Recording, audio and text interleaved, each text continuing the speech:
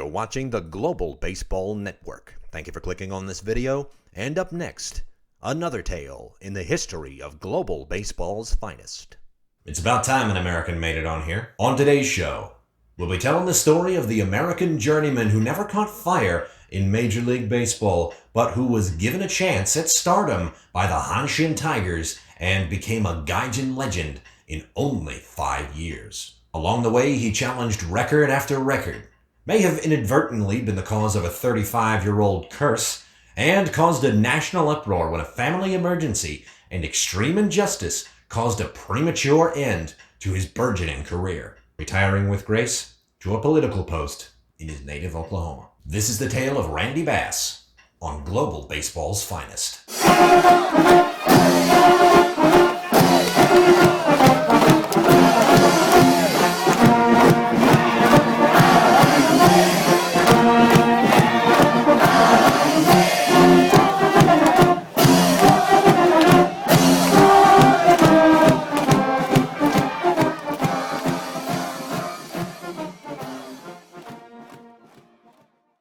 Randy Bass was born in Lawton, Oklahoma on March the 13th, 1954.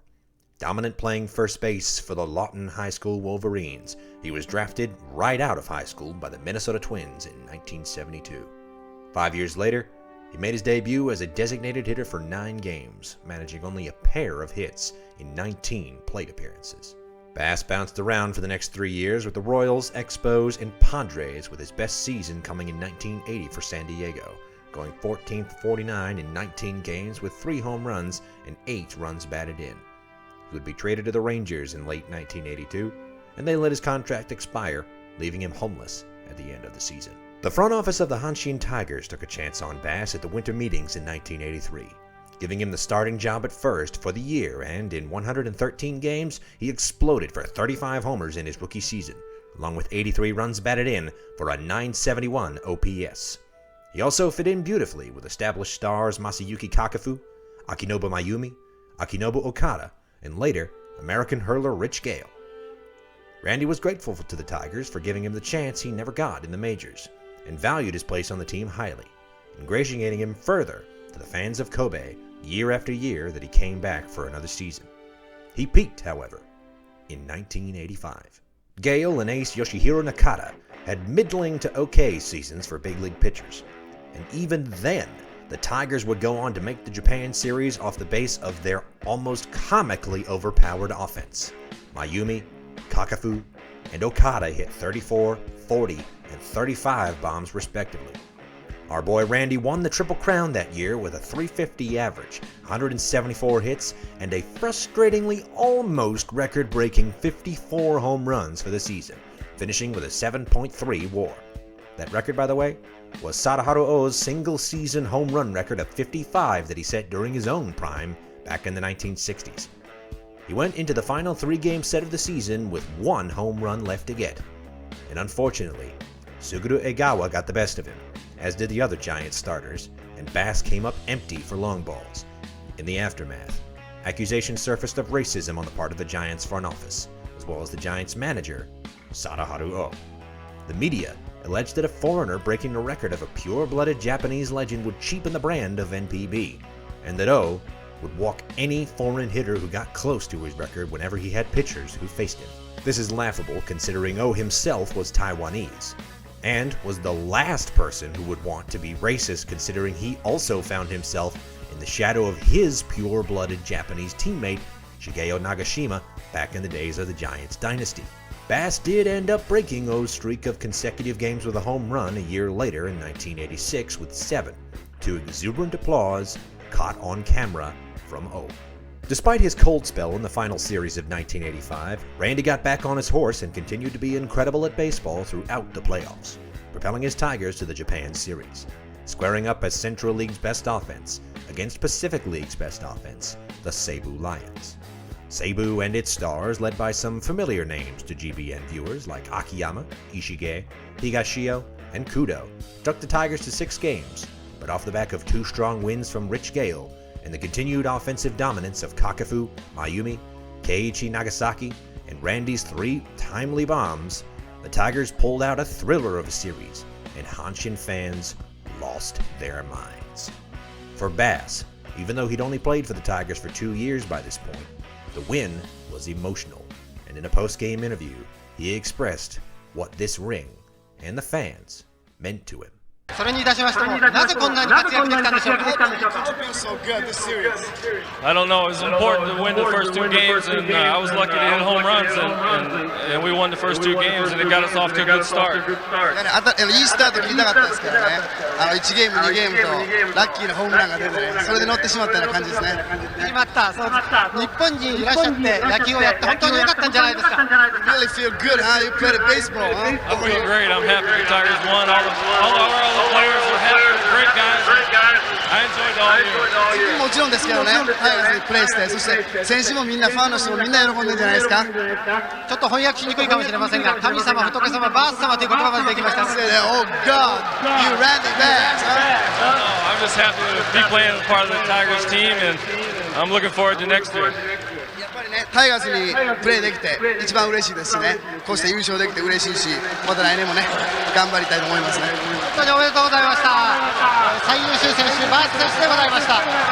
Unbeknownst to the rabid Tiger faithful and the players that they supported, events had transpired several weeks before that might have made this their first ever Japan Series win, their last.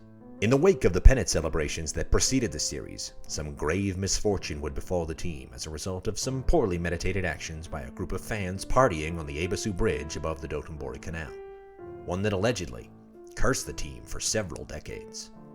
On October 16th, a group assembled on the bridge, selecting members of their number who looked like each of the team's players to jump into the river below one at a time. Okada's doppelganger went, then Mayumi's, Kakafu's, and so forth. But when it came time for Bass to jump, no other massive blonde-haired Okies were nearby, so the fans settled on a statue of Colonel Sanders standing outside the local KFC and chucked it, glasses and all, into the river.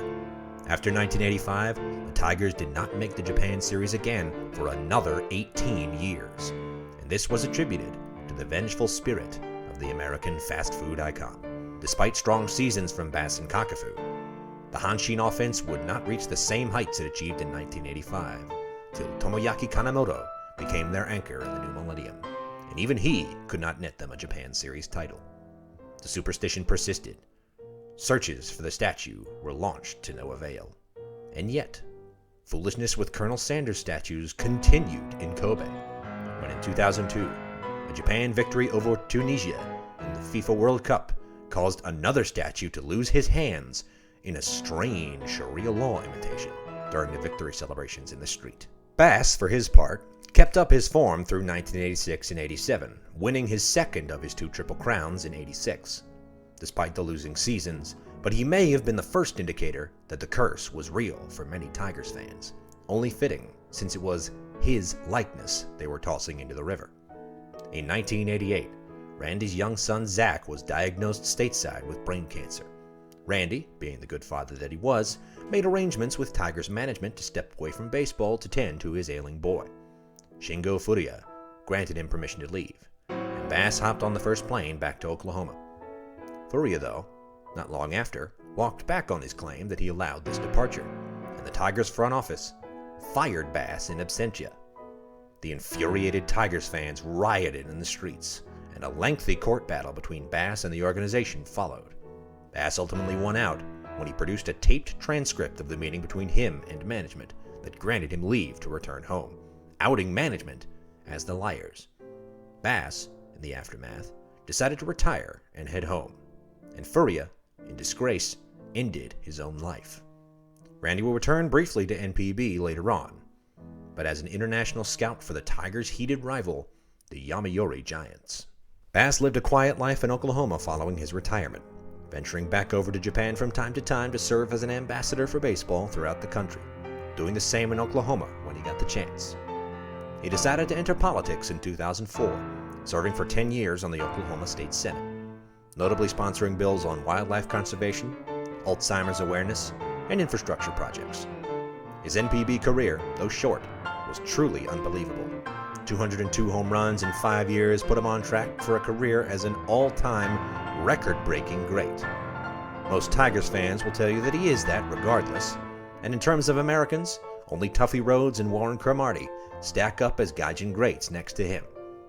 Moreover, how short his career ended up being highlighted the bad treatment of Gaijins at the time by NPB's front office elite, the potential for foreigners to become NPB legends, and of course, the hidden talent of a journeyman to be discovered easily by a team and a coach who decides to give a chance and the time to someone who needs it.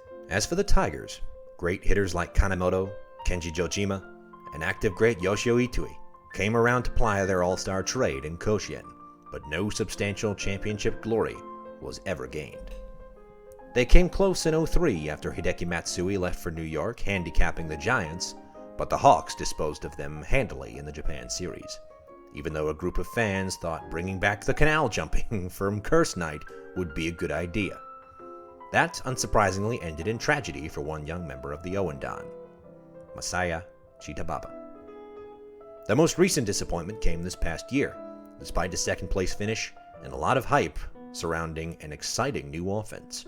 They were swept by the Giants in the Central League Climax Series. However, there's an iota of hope for the sad Tigers fans out there. The statue, thanks to a hard-working diver who had a stroke of luck, was found in 2009, and over the course of the last 12 years, more pieces have been returned to the statue. He's only missing his original glasses and original left hand, and many believe that once the full statue is recovered, the Tigers will get the green light to make a new run at their second ring. Until that day comes, however, the repaired statue stands inside the KFC across the street from Koshien Stadium, protected by a glass case.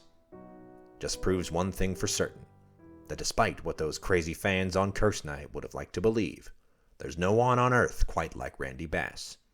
And Senator Bass, if by some miracle you're watching, I mean that in the best way possible. There isn't a baseball fan who knows your name and doesn't adore what you did for the game. From Osaka to OKC.